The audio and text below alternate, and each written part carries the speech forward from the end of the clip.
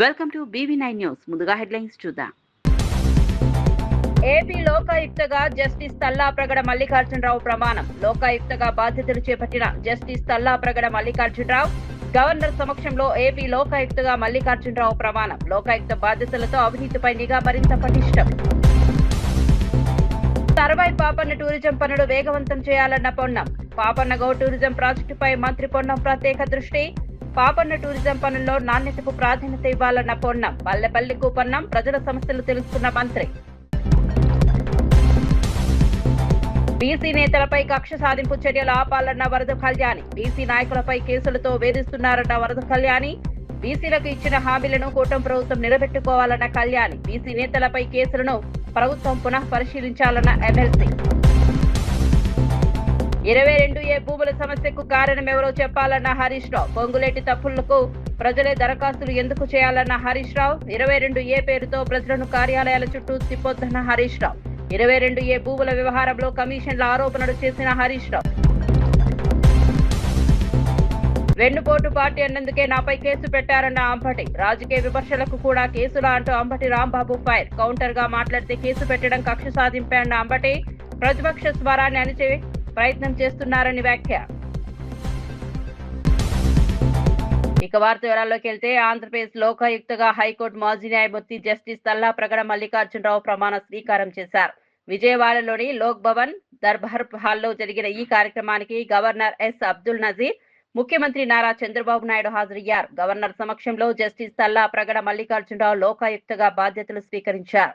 అవినీతి ఆరోపణలు, అధికార దుర్వినియోగం, ప్రజల ఫిర్యాదులపై విచారణ జరిపే లోకాయుక్త వ్యవస్థను ఈ నియామకం కీలకంగా మారింది. న్యాయ వ్యవస్థలో సుదీర్ఘ అనుభవం ఉన్న జస్టిస్ మల్లికార్జునరావు కొత్త బాధ్యతలు చేపట్టడంతో లోకాయుక్త వ్యవస్థ మరింత సమర్థంగా పనిచేస్తుందన్న అభిప్రాయం వ్యక్తమవుతోంది.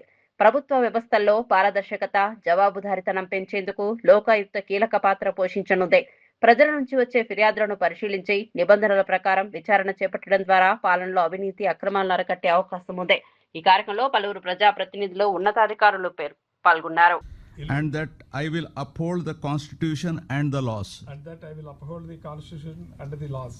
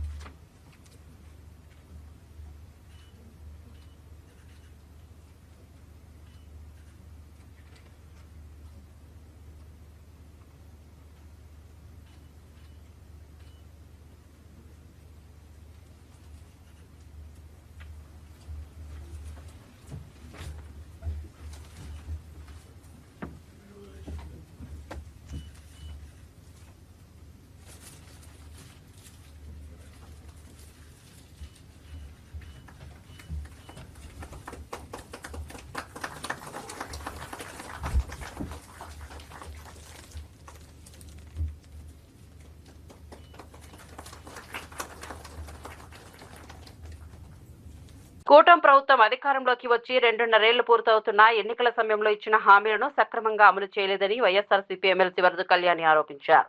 బీసీ నాయకులను లక్ష్యంగా చేసుకుని కేసులతో కక్ష సాధింపు చర్యలకు ప్రభుత్వం పాల్పడుతోందని విమర్శించారు. బీసీ నాయకులపై జరుగుతున్న వేధింపులపై చర్చించేందుకు బీసీ రౌండ్ టేబుల్ సమావేశం నిర్వహించినట్లు తెలిపారు. ఈ సమావేశంలో బీసీ వర్గాలకు సంబంధించిన పలు సమస్యలను చర్చించినట్లు చెప్పారు. ప్రభుత్వం బీసీల సంక్షేమానికి ఇచ్చిన హామీలను అమలు చేయాల్సిన అవసరం ఉందన్నారు. రాజకీయంగా వివేచించినంత మాత్రాన కేసులు పెట్టి వేధించడం సరికాదని విమర్శించారు. బీసీ నాయకులు, కార్యకర్తలపై నమోదవుతున్న కేసులను ప్రభుత్వం పునః పరిశీలించాలని డిమాండ్ చేశారు. కావస్తూ ఉంది. ఎన్నికల టైంలో హామీలు ఫుల్గా ఇచ్చారు. ఈరోజు ఆ హామీల అమలులో ముఖ్యమంత్రి అయ్యాక అమలులో నిల్గా ఉండే పరిస్థితి చూస్తూ ఉన్నాం. ఏ ఒక్క హామీ అమలు చేయలేదు సరికదా. బీసీల రక్షణ ముఖ్యంగా గాలికి వదిలేశారు. బీసీలకి ఎన్ని రకాలుగా వేధిస్తూ ఉన్నారో కూడా చూస్తూ ఉన్నాం. ఆ రోజు జగనన్న బీసీలకు బ్యాక్ బోన్లా ఉంటే చంద్రబాబు నాయుడు గారు బీసీలకు వెన్నుపోటు పొడుస్తూ ఉండే పరిస్థితి చూస్తూ ఉన్నాం. అలాగే జగనన్న బీసీలకు అండగా ఉండి ఎన్నో పథకాలు బీసీల కోసం ప్రవేశపెడితే ఈరోజు చంద్రబాబు నాయుడు గారు ఆ పథకాలన్నీ కూడా అమలు కాకుండా చేయడమే కాకుండా కొత్తగా ఎన్నో పథకాలు పెడతానని చెప్పి అధికారంలోకి వచ్చి ఏ ఒక్క పథకం కూడా అమలు చేయని పరిస్థితి చూస్తూ ఉన్నాం. ఈరోజు తీసుకుంటే ఆడబిడ్డ నిధి లేని పరిస్థితి బీసీలకు, అలాగే బీసీలకు ఫీజు రియంబర్స్మెంట్ సక్రమంగా ఇవ్వని పరిస్థితి చూస్తూ ఉన్నాం. బీసీలకు ఆరోగ్యశ్రీ అందని పరిస్థితి చూస్తూ ఉన్నాం. బీసీలకు 50 సంవత్సరాలకే పెన్షన్ ఇస్తానని చెప్పి ఇవ్వకుండా వెన్నుపోటు పొడిచిన పరిస్థితి చూస్తూ ఉన్నాం. అలాగే బీసీ నిరుద్యోగులకు 3,000 రూపాయలు నిరుద్యోగ భృతి ఇస్తానని చెప్పి ఇవ్వకుండా ఎగనామం పెట్టిన పరిస్థితి కూడా మనం చూసాం. అలాగే బీసీలకు కళ్యాణమస్తు ఇవ్వకుండా ఎగనామం పెట్టిన పరిస్థితి చూసాం. అలాగే బీసీలకు పండగ కానుకలు కూడా ఇవ్వకుండా వెన్నుపోటు పొడిచిన పరిస్థితి కూడా మనం చూస్తూ ఉన్నాము. అలాగే బీసీల్లో ఉన్న వాలంటీర్లకి ఏ విధంగా ఉద్యోగం తీసేసి వాళ్ళ ఉపాధి కోల్పోయేట్టుగా చేసి వెన్నుపోటు పొడిచారో కూడా చూస్తూ ఉన్నాము. బీసీలకు వచ్చే ఆదరణ పథకాన్ని ఎంత దారుణంగా ఈరోజు అమలు చేయని పరిస్థితి మనం చూస్తూ ఉన్నాము. అలాగే జగనన్న ఉండేటప్పుడు టెన్షన్గా ఇచ్చే చేయూత ఆసరా పథకాలను కూడా ఈరోజు బీసీలలో ఉన్న మహిళలకి అందకుండా చేసి ఇవ్వకుండా చేసి ఎగనామం పెట్టి వెన్నుపోటు పొడిచిన పరిస్థితి కూడా చూస్తూ ఉన్నాం. అలాగే బీసీల్లో ఉన్న మహిళలకి 0 వడ్డీ పథకాన్ని కూడా ఎగనామం పెట్టి ఏ విధంగా వెన్నుపోటు పొడిచారో మన అందరము చూస్తూ ఉన్నాము. ఈ విధంగా అన్ని రకాలుగా బీసీ వర్గాల ప్రజలకి మోసం చేశారు, వెన్నుపోటు పొడిచారు. వీటన్నిటి మీద చర్చించుకుంటూ ఉన్నాం. అలాగే బీసీ నాయకులు మా పార్టీలో చాలామంది ఉన్నారు. వాళ్ళందరూ కూడా బీసీల తరపున గొంతెత్తి పోరాటం చేస్తూ ఉన్నారు, ప్రభుత్వాన్ని ప్రశ్నిస్తూ ఉన్నారు. అలాంటి వాళ్ళ గొంతు నొక్కడం కోసం వాళ్ళ మీద అక్రమ కేసులు పెట్టి ఈరోజు జైలుకు పంపుతూ ఉండే పరిస్థితి నిన్ననే చూసాం. మాజీ మంత్రివర్యులు ఆర్సీగా కూడా రీజనల్ కోఆర్డినేటర్గా కూడా పనిచేస్తున్న కారుమూరి నాగేశ్వరరావు గారిని ఎంత దారుణంగా అక్రమ కేసులు పెట్టి అరెస్ట్ చేశారు. మనం తీసుకుంటే కారుమూరి నాగేశ్వరరావు గారు మా పార్టీలో ఉన్న ఒక బలమైన బీసీ నేత.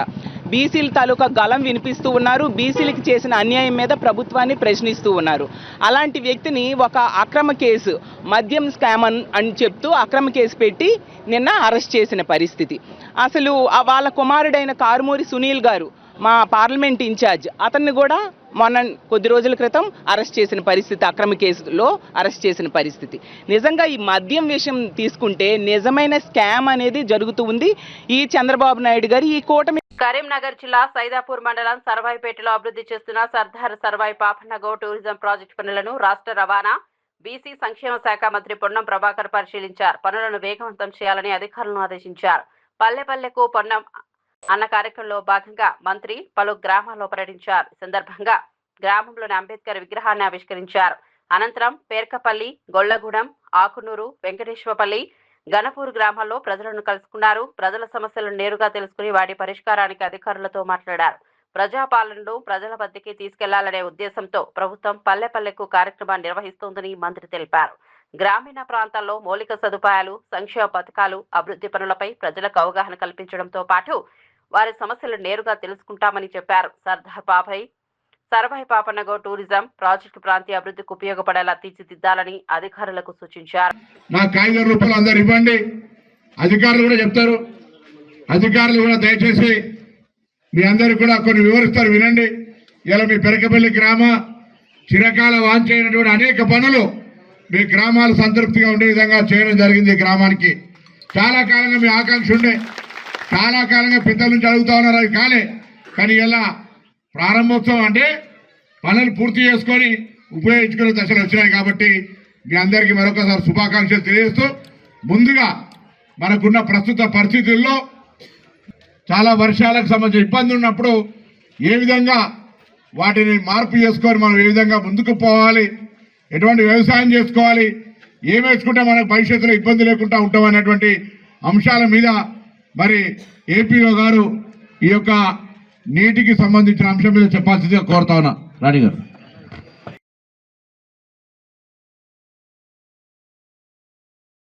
భూములను నిషేధిత జాబితాలో పెట్టాలని ఎవరు చెప్పారో ప్రభుత్వం ప్రజలకు సమాధానం చెప్పాలని మాజీ మంత్రి ఎమ్మెల్యే హరీష్ రావు ప్రశ్నించారు. మంత్రి పొంగులేటి శ్రీనివాసరెడ్డి చెప్పిన తప్పులకు ప్రజలు ఎందుకు ఆన్లైన్లో దరఖాస్తులు చేసుకోవాలని, కార్యాలయాల చుట్టూ ఎందుకు తిరగాలని నిలదీశారు. తప్పు చేసిన ప్రభుత్వమే దాన్ని సరిచేయాల్సిన బాధ్యత ఉందన్నారు.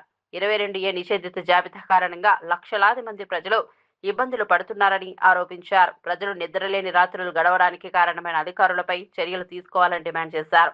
అసలు ఈ పరిస్థితికి కారణమైన వ్యక్తులు ఎవరో ప్రభుత్వం బయట పెట్టాలని అన్నారు. నిషేధిత జాబితా నుంచి భూములను తొలగించేందుకు కొందరు డబ్బులు అడుగుతున్నారని ఆరోపించారు.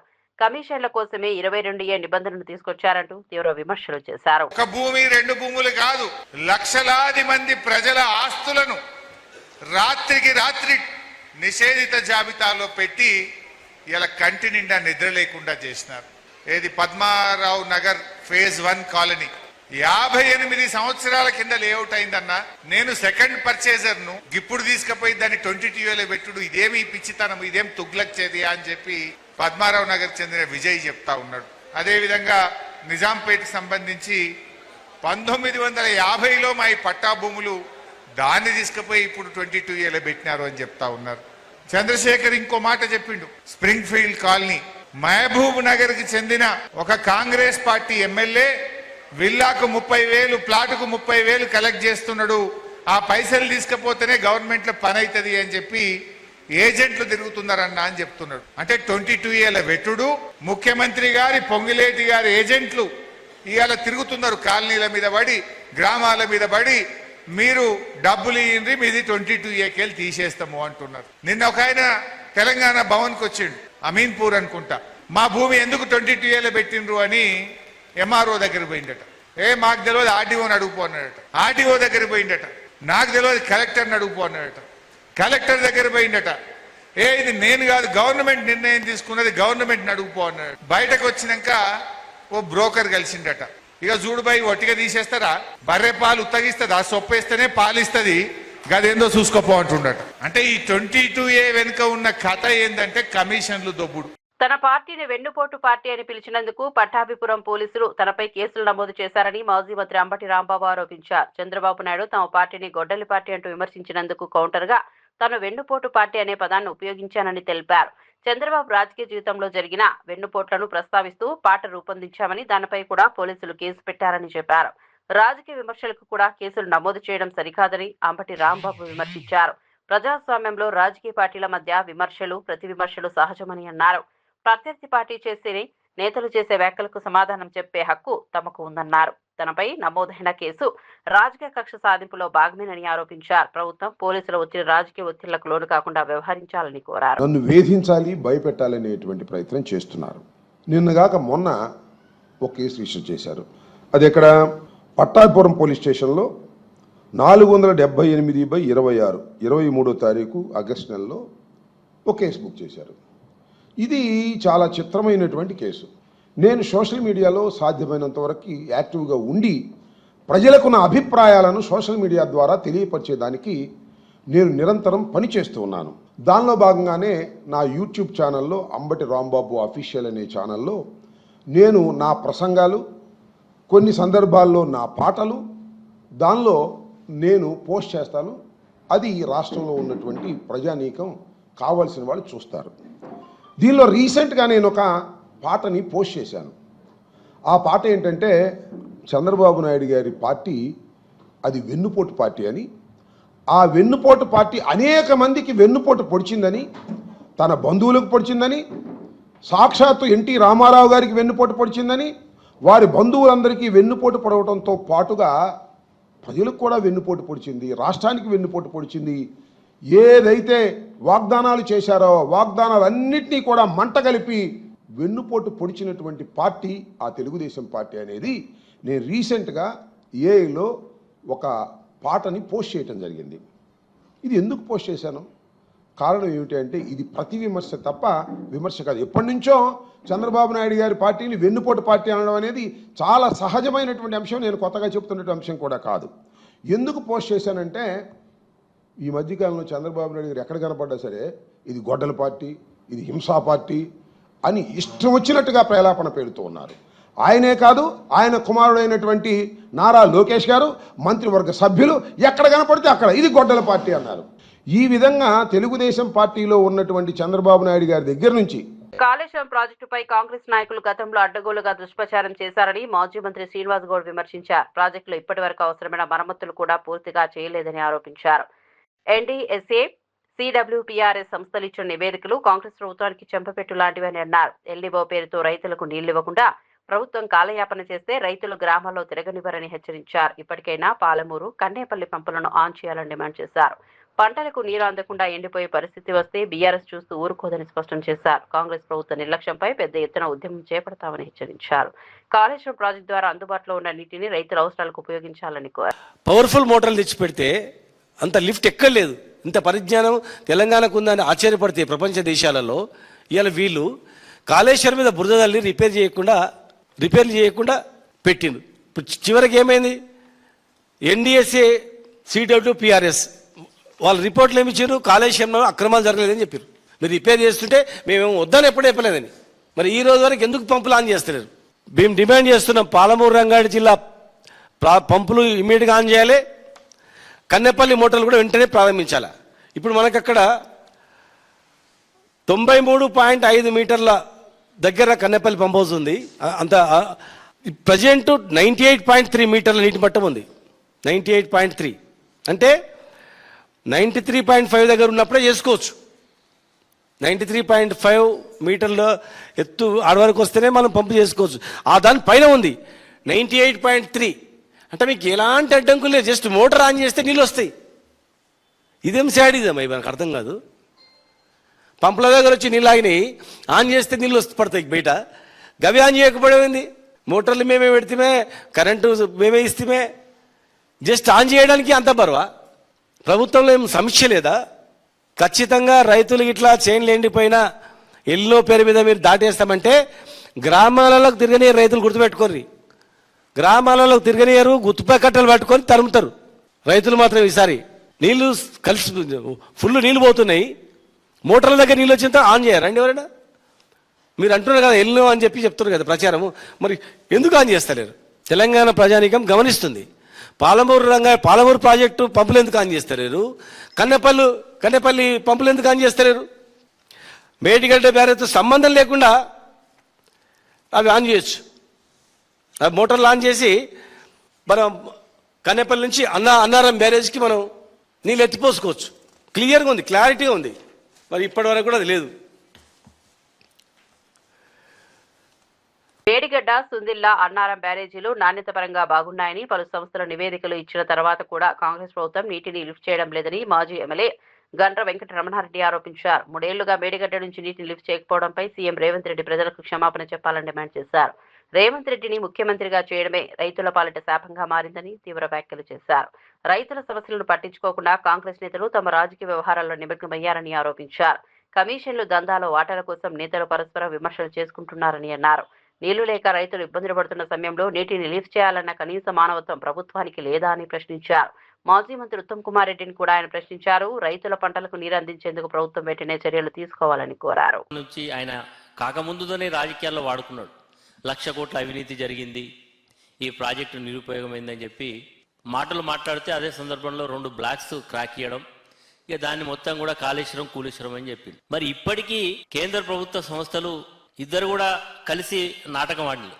ఇటు కేసీఆర్ గారిని ఇమేజ్ని డ్యామేజ్ చేయాలని, మరి తెలంగాణ రైతుల నోట్లో మట్టి కొట్టి తెలంగాణ రైతులను నిరాశపరిచి 3 సంవత్సరాలు దాన్ని రాజకీయం కొరకు వాడుకున్నారు. నిన్ననే మరి మొన్న 3-4 రోజుల క్రితమే రిపోర్ట్ కూడా ఇవ్వడం జరిగింది. సెంట్రల్ మరి సంబంధించినటువంటి పూణేలో ఉండేటువంటి సంస్థ మొత్తం కూడా దాని యొక్క కాంక్రీట్ యొక్క నమూనాలు సేకరించి అన్నారం, సుందిల్లా, మేడిగడ్డ, అన్నారం, సుందిల్లా ఇంటాక్ట్ ఉన్నాయి, దాంట్లో ఏం ప్రాబ్లం లేదు. మరి మేడిగడ్డలో 2 బ్లాక్స్ క్రాక్స్ ఇచ్చినాయని చెప్పి రిపోర్ట్ ఇచ్చింది. మరి ఇచ్చిన తర్వాత కూడా ఈ రాష్ట్రంలో మంత్రివర్గంలో చాలా సీనియర్ మంత్రులు ఉన్నారు. రేవంత్ రెడ్డి కంటే చాలా సీనియర్స్ ఉన్నారు. చెప్పాలంటే రేవంత్ రెడ్డి సబ్ జూనియర్, జూనియర్లో జూనియర్. యాక్సిడెంటల్గా ఆయనకు అదృష్టం కలిసి ముఖ్యమంత్రి అయ్యాడు. ఈరోజు ఇరిగేషన్ శాఖ మంత్రి ఉన్నటువంటి ఉత్తమ్ కుమార్ రెడ్డి నేను అడుగుతా ఉన్నా, మీరు భారతదేశంలో ఎయిర్ ఫోర్స్లో దేశాన్ని రక్షించడానికి ఉద్యోగం చేసిళ్ళు, పైలట్గా సేవలు అందించిళ్ళు, కెప్టెన్గా మీరు పనిచేసిళ్ళు. మీకైనా దేశభక్తి, సమాజం పట్ల, రైతుల పట్ల ప్రేమ ఉండాలి కదా. మీ ముఖ్యమంత్రి మాట్లాడమన్న దాంట్లో మాట్లాడి డూడు బస్మన్లు కాదు. నిజంగా మీరు రైతాంగ కుటుంబం నుంచి వచ్చిన వాళ్ళే. అదే రైతాంగ కుటుంబం నుంచి వచ్చిన వాళ్ళు చాలామంది శాసనసభ్యులు ఉన్నారు, మంత్రులు ఉన్నారు, పార్లమెంట్ సభ్యులు ఉన్నారు. ఎందుకు మీరు ఈరోజు మాట్లాడడం లేదు? ఇంత రైతులు నిరాశపడుతుంటే, వర్షాలు లేక బాధపడుతుంటే, వేసిన నాట్లు ఎండిపోతాయని బాధపడతా ఉంటే, భవిష్యత్తు ఏందని బాధపడతా ఉంటే, నిరుపయోగంగా కాళేశ్వరంలో ఉండేటువంటి నీళ్ళన్నీ కూడా కిందికి పోతా ఉంటే ఎందుకు మీరు మౌనంగా ఉంటా ఉన్నారు? మీరు ఎందుకు మాట్లాడడం లేదు? మీరు తెలంగాణ రైతుల పట్ల మీరు ఎందుకు అంకిత భావం లేదని చెప్పి నేను ఈరోజు మంత్రులను ప్రశ్నిస్తా ఉన్నా. ఈరోజు ఉదయం 9:30కు 1,01,530 క్యూసెక్ల నీళ్లు డౌన్ స్ట్రీమ్లోకి పోతా ఉన్నాయి. ఎన్ని రోజులు చెప్తారు ఈ కాళేశ్వరాన్ని పెట్టుకొని రాజకీయం చేస్తారు? నిజంగా రేవంత్ రెడ్డి ప్రభుత్వం చేసినటువంటి తప్పిదాలకు 3 సంవత్సరాల నుంచి రైతులకు గోస పెడుతున్న దానికి ఈ రోజు బేషరతుగా క్షమాపణ చెప్పినా ముక్కు నేలకు రాసినా ఈ క్షమాపణ తీరదు. ఎందుకంటే అంత పెద్ద మొత్తంలో రైతులకు అన్యాయం చేస్తున్నది ఈనాటి ప్రభుత్వం. మీకు ఓట్లేసిన పాపానికి రైతులు ఇంత బాధపడాలా? ఇంత కష్టపడాలా? ఇప్పటికైనా మీనమేషాలు లెక్కించకుండా తక్షణమే కాళేశ్వరం ప్రాజెక్టుకు సంబంధించినటువంటి పంప్స్ ఆన్ చేయండి. తెలంగాణలో పెండింగ్ లో ఉన్న ఫీజు రీయింబర్స్మెంట్ బకాయిలను వెంటనే విడుదల చేయాలని డిమాండ్ చేస్తూ 2 రోజులుగా నిరాహార దీక్ష చేపట్టిన తెలంగాణ బీజేపీ అధ్యక్షుడు రామచంద్రరావు దీక్ష విరమించారు. ఫీజు బకాయి బీజేపీ లడాయి పేరుతో నిర్వహించిన ఈ నిరాహార దీక్షకు బీజేపీ నేతలు కార్యకర్తలు మద్దతు తెలిపారు. దాదాపు 15,000 కోట్ల రూపాయల ఫీజు రీయింబర్స్మెంట్ బకాయిలను ప్రభుత్వం వెంటనే విడుదల చేయాలని బీజేపీ డిమాండ్ చేసింది.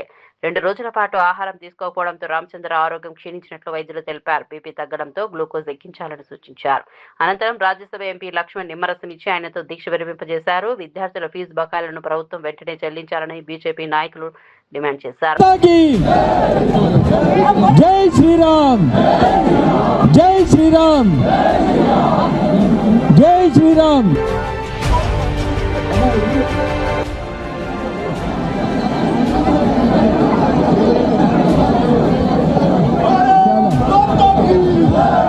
భారత్ మాతా కీ, భారత్ మాతా కీ.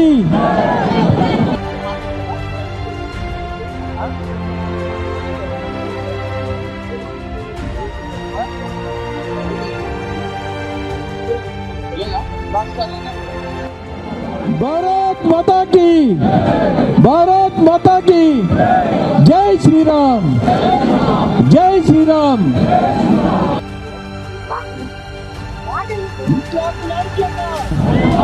విద్యార్థుల ఐక్యత. పోలీస్ అధికారులు ఎవరైనా అధికారాన్ని దుర్వినియోగం చేస్తే వారిని ఖచ్చితంగా గుర్తుపెట్టుకోవాలని మాజీ సీఎం వైఎస్ జగన్ సూచించారు. అన్యాయం చేసే పోలీస్ అధికారుల పేర్లను డిజిటల్ బుక్ లో నమోదు చేయాలని అన్నారు. పోలీసులు న్యూట్రల్ గా వ్యవహరించేలా చర్యలు తీసుకోవాల్సిన అవసరం ఉందని సూచించారు. పోలీస్ వ్యవస్థలో ప్రతి అధికారి చట్టానికి లోబడి పనిచేయాలని అన్నారు. అధికారాన్ని దుర్వినియోగం చేసి ప్రజలకు అన్యాయం చేస్తే భవిష్యత్తులో దానికి బాధ్యత వహించాల్సి ఉంటుందని హెచ్చరించారు. పోలీసుల్లో నిక్షిప్తపాత వైఖరి ఉండాలని జగన్ పేర్కొన్నారు. రాజకీయ ఒత్తిళ్లకు లోను కాకుండా చట్ట ప్రకారం వ్యవహరించాల్సిన అవసరం ఉందన్నారు. ఏ వ్యక్తికైనా న్యాయం జరిగేలా పోలీసులు వ్యవహరించాలని సూచించారు. ఆ తర్వాత మన ప్రభుత్వం వచ్చిన తర్వాత అన్యాయం చేసిన అధికారి ఎక్కడ ఉన్నా కూడా ఖచ్చితంగా శిక్ష పడేట్టుగా చేస్తామని మాత్రం ఖచ్చితంగా చెప్తా ఉన్నా. ఈ మెసేజ్ ప్రతి అన్యాయం చేసే పోలీసు వాళ్ళకు కూడా ఖచ్చితంగా పంపించద్దు. ప్రతి పోలీసు వాళ్ళకు కూడా రిక్వెస్ట్ చేయండి, అన్యాయం చేయొద్దండి, న్యాయంగా ధర్మంగా జరిగించండి. అలా కాదు మేము అన్యాయమే చేస్తాము అని అంటే మాత్రం ఇప్పుడు మీ టైం అని అనుకుంటున్నారు, వచ్చేది మా టైము. మీ 5 ఏళ్ళు అయిపోతూ ఉంది, చివరి 2 ఏళ్ళకి వచ్చేసినారు. ఆ తర్వాత కనపడేది మా 5 ఏళ్ళు కనపడతా ఉంది. అది గుర్తుపెట్టుకున్నాను మాత్రం ఖచ్చితంగా ప్రతి ఒక్కరికి చెప్పే కార్యక్రమం చెప్పండి. వాళ్ళల్లో కూడా న్యూట్రాలిటీ తీసుకొచ్చేదానికి గట్టి ప్రయత్నం చేయండి. ఆ తర్వాత కూడా వాళ్ళ న్యూట్రాలిటీ లేక రాకపోతే ఇంకా వాళ్ళ కర్మ, డిజిటల్ డైరీ లేక వాళ్ళ పేర్లు ఎక్కిచ్చేసేయండి. ఆ తర్వాత వాళ్ళకు పడే శిక్ష వాళ్ళకు పడుతుంది.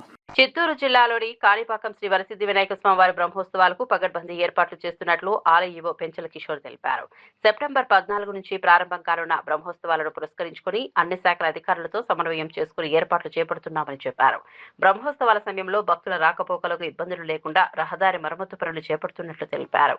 ఆలయ పరిసరాల్లో పారిశుద్ధ్యం, వైద్య సదుపాయాలు, పోలీస్ బందోబస్తు, రెవెన్యూ, విద్యుత్ తదితర శాఖల ద్వారా అవసరమైన ఏర్పాట్లు చేస్తున్నట్లు వివరించారు.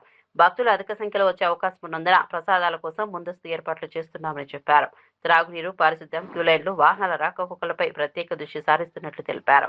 భక్తులకు ఎలాంటి ఇబ్బందులు కలగకుండా అవసరమైన సౌకర్యాలను అందుబాటులో ఉంచుతామని చెప్పారు. ఎక్కువ సంతృప్తి కలుగుతుంది. అంటే ఎక్కడ ఎత్తుక్కోకుండానే వాటర్ ఎక్కడ ఉంది అని అటు ఇటు చూడకుండానే వాళ్ళ దగ్గరికే మనిషి ఆ వాటర్ తీసుకురావడం అనేది వాళ్ళు మంచి సంతృప్తి వ్యక్తం చేస్తున్నారు. సో భక్తుల సేవలో ఇప్పటికీ దేవాలయం సిబ్బంది ఎప్పుడు ఉంటారని చెప్పడానికి ఇది ఒక నిదర్శనం. ఇంకా మంచి మంచి సేవలు చేస్తూ ఈ దేవాలయం యొక్క ప్రాముఖ్యతని చాటి చెప్పేందుకు దేవాదాయ సిబ్బంది అంతా ఇప్పుడు సిద్ధంగా ఉంది. Thank you. Hyderabad Jubilee Hills zone పరిధిలో అర్హతలు అనుమతులు లేకుండా వైద్యులుగా చలామణి అవుతూ చికిత్సలు చేస్తున్నారన్న ఆరోపణలపై టాస్క్ ఫోర్స్ పోలీసులు దాడులు నిర్వహించారు. 6 మంది నకిలీ వైద్యులను అదుపులోకి తీసుకున్నట్లు పోలీసులు తెలిపారు. మందుల దుకాణాలకు అనుబంధంగా క్లినికులు నిర్వహిస్తూ రోగులకు చికిత్స అందిస్తున్నట్లు ఆరోపణలు ఉన్నాయి. కొందరు ఐవీ, సెలైన్, గ్లూకోజ్ ఇంజెక్షన్లు, సర్జికల్ స్టిచెస్ వంటి వైద్య సేవలు అందిస్తున్నట్లు పోలీసులు తెలిపారు. మధురానగర్లోని శ్రీ ఆక్వాఫర్డ్ ఎయిర్ సెంటర్ పై దాడి చేసి 2 అదుపులోకి తీసుకున్నారు. అక్కడ సిరింజీలు, సూదులు, local anaesthesia injection bottle, surgical పరికరాలు, సెలైన్ బాటిల్ స్వాధీనం చేసుకున్నారు. మరో ఫస్ట్ ఎయిడ్ సెంటర్ పై దాడి చేసి ఒక మహిళను అదుపులోకి తీసుకున్నట్లు తెలిపారు. వెంకటగిరిలోని మరో క్లినిక్ పై దాడి చేసి ఒక వ్యక్తిని అదుపులోకి తీసుకున్నారు. అక్కడ సిరింజీలు, కత్తెరలు, బీపీ మిషన్ తదితర సామగ్రిని స్వాధీనం చేసుకున్నట్లు తెలిపారు. తర్వాత 2024 నుంచి లాస్ట్ 2 years నుంచి ఈ వేస్లే చర్చ్ చిలకలగూడ దగ్గరికి ఒకటి శ్రీరామ్ క్లినిక్ స్టార్ట్ చేశారు. సో వాళ్ళకు కూడా ఈరోజు మేము అప్రిహెండ్ చేశాము. తర్వాత నెక్స్ట్ కేస్ మన OECTPSలో రిజిస్టర్ చేశాము. దీంట్లో అక్యూజ్ చింతలూరి రమేష్, వాళ్ళ education background degree in BA ఉంది. తర్వాత వాడు 7 years కొన్ని హాస్పిటల్లో కంపౌండర్గా పనిచేశారు. అండ్ లాస్ట్ 3 years నుంచి ఇక్కడ సరోజిని పాలీక్లినిక్ OECT దగ్గరికి స్టార్ట్ చేశారు. సో వాళ్ళ దగ్గరికి కూడా మేము various injections, medicines and medical equipment seize చేశాము. తర్వాత నెక్స్ట్ కేస్ OECTPSలో మేము రిజిస్టర్ చేశాము. ఎస్ లింగయ్య, వాళ్ళ నేటివ్ ఆఫ్ ఘట్కేశ్వర్. వాడు కూడా BA డిగ్రీ ఉంది. వాడు కూడా లాస్ట్ కొన్ని 15 years నాగర్ కర్నూల్ డిస్టిక్లో యాజ్ అ కంపౌండర్గా పనిచేశారు. అండ్ ఇక్కడ హైదరాబాద్లో వచ్చి ఈ సూర్య క్లినిక్ మాణికేశ్వర్ నగర్లో స్టార్ట్ చేశారు. వాడు కూడా రెగ్యులర్గా 30 to 40 పేషెంట్స్లో ట్రీట్మెంట్ చేస్తున్నారు. దీంట్లో ఒకటి రామ్ గోపాల్ పేట్ PSలో మేము ఒకటి కేసు బుక్ చేశాము. అది అక్యూజ్ అద్నాన్ సందాని. ఇది లోకల్ ఆఫ్ చిలకలగూడ ఏరియా. వాళ్ళ ఫాదర్ ప్రీవియస్గా అక్కడ స్కిన్ క్లినిక్ రన్ చేశారు.